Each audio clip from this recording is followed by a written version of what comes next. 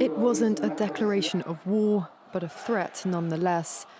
A day after Salah Aruri's killing in Lebanon, the leader of the country's powerful Hisboulla militia warned Israel not to escalate further and promised retaliation for Aruri's killing without specifying how or when. If the enemy thinks of waging a war on Lebanon, we will fight without restraint, without rules, without limits, and without restrictions.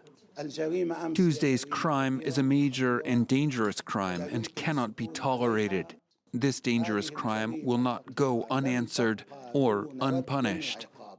Hassan Nasrallah told his supporters he'd address the issue further in a speech Friday, and that Hezbollah was balancing between the need to support Gaza and take into account Lebanese national interests.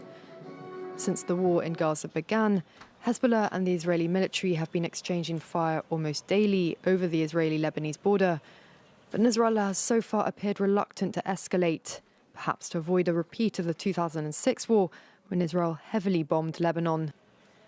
The Israeli army has not claimed responsibility for the drone strike on Salah Aruri in Beirut suburbs, but in its aftermath, a spokesperson said it was highly prepared for any scenario.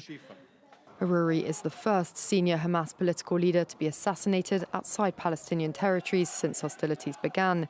But Israel has vowed to kill them all, wherever they are, raising fears of wider warfare. If the Israeli army proves unable to reach any of its objectives in Gaza, unable to eradicate Hamas, some factions within the Israeli government might be tempted to open another front.